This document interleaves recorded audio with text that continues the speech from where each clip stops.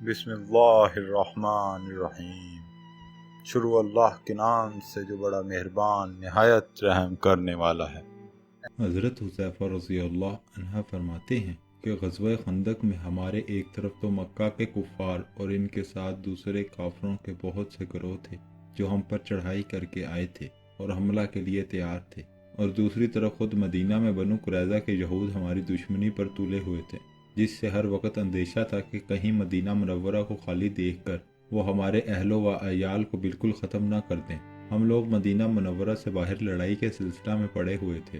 منافقوں کی جماعت گھر کے خالی اور تنہا ہونے کا بہانہ کر کے اجازت لے کر اپنے گھروں کو واپس جا رہی تھی، اور حضور اقدس صلی اللہ علیہ وسلم ہر اجازت مانگنے والے کو اجازت مرحمت فرما دیتے تھے۔ اسی دوران میں ایک رات آندھی اس قدر شدت سے آئی کہ نہ اس سے پہلے کبھی اتنی آئی اور نہ اس کے بعد۔ اندھیرا اس قدر زیادہ کہ آدمی کو پاس والا آدمی تو کیا اپنا ہاتھ بھی نظر نہیں آتا تھا، اور ہوا اتنی سخت کہ اس کا شور بجلی کی طرح گرج رہا تھا۔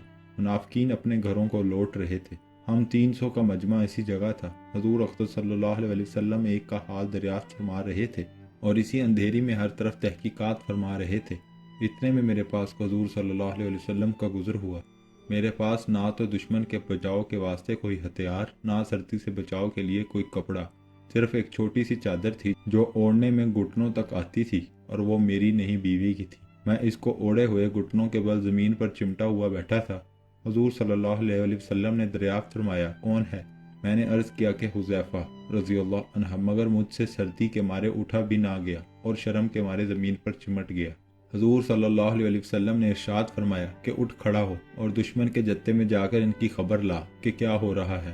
میں اس وقت گھبراہٹ، خوف اور سردی کی وجہ سے سب سے زیادہ خستہ حال تھا، مگر تعمیل ارشاد میں اٹھ کر فوراً چل دیا۔ جب میں جانے لگا تو حضور صلی اللہ علیہ وسلم نے دعا دی، اللہم احفظہ من بین یدیہ ومن خلفہ وعن یمینہ وعن شمالہ ومن فوقہ ومن تحتہ۔ یا اللہ، آپ اس کی حفاظت فرمائیں، سامنے سے اور پیچھے سے، دائیں سے اور بائیں سے، اوپر سے اور نیچے سے۔ حذیفہ رضی اللہ عنہ کہتے ہیں کہ حضور صلی اللہ علیہ وسلم یہ ارشاد فرمانا تھا کہ گویا مجھ سے خوف اور سردی بالکل ہی جاتی رہی، اور ہر قدم پر یہ معلوم ہوتا تھا کہ گویا گرمی میں چل رہا ہوں۔ حضور صلی اللہ علیہ وسلم نے چلتے وقت یہ بھی ارشاد فرمایا تھا کہ کوئی حرکت نہ کر کے آئیو، چپ چاپ دیکھ کر آجو کہ کیا ہو رہا ہے۔ میں وہاں پہنچا تو دیکھا آگ جل رہی تھی اور لوگ سینک رہے ہیں۔ ایک شخص آگ پر ہاتھ سینکتا ہے اور کوکھ پر پھیر لیتا ہے، اور ہر طرف سے واپس چل دو کی آوازیں آ رہی ہیں۔ ہر شخص اپنے قبیلہ والوں کو آواز دے کر کہتا ہے کہ واپس چلو، اور ہوا کی تیزی کی وجہ سے چاروں طرف سے پتھر اور ان کے خیموں پر برس رہے تھے۔ خیموں کی رسیاں ٹوٹتی جاتی تھیں اور گھوڑے وغیرہ ہلاک ہو رہے تھے۔ ابو سفیان، جو ساری جماعتوں کا اس وقت گویا سردار بن رہا تھا، آگ سینک رہا تھا۔ میرے دل میں آیا کہ موقع اچھا ہے، اس کو نپٹاتا چلوں۔ ترکش میں سے تیر نکال کر کمان میں بھی رکھ لیا، مگر پھر حضور صلی اللہ علیہ وسلم کا ارشاد آیا کہ کوئی حرکت نہ کیجیے، دیکھ کر چلے آنا۔ اس لیے میں نے تیر کو ترکش میں رکھ دیا۔ ان کو شبہ ہو گیا تو کہنے لگے، تم میں سے کوئی جاسوس ہے؟ ہر شخص اپنے برابر والے کا ہاتھ پکڑے۔ میں نے جلدی سے ایک آدمی کا ہاتھ پکڑ کر پوچھا، تو کون ہے؟ وہ کہنے لگا، سبحان اللہ، تو مجھے نہیں جانتا، میں فلاں ہوں۔ میں وہاں سے واپس آیا جب آدھے راستے پر تھا۔ تقریباً 20 سوار امامہ باندھے ہوئے مجھے ملے۔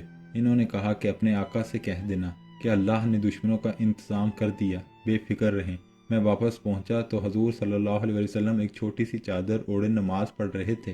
یہ ہمیشہ کی عادت شریفہ تھی کہ جب کوئی گھبراہٹ کی بات پیش آتی تو حضور صلی اللہ علیہ وسلم نماز کی طرف متوجہ ہو جایا کرتے تھے۔ نماز سے فراغت پر میں نے وہاں کا جو منظر دیکھا تھا عرض کر دیا۔ جاسوس کا قصہ سن کر دندان مبارک چمکنے لگے۔ حضور صلی اللہ علیہ وسلم نے مجھے اپنے پاؤں مبارک کے قریب لٹا لیا اور اپنی چادر کا ذرا سا حصہ مجھ پر ڈال دیا۔ میں نے اپنے سینے کو حضور صلی اللہ علیہ وسلم کے تلووں سے چمٹا لیا۔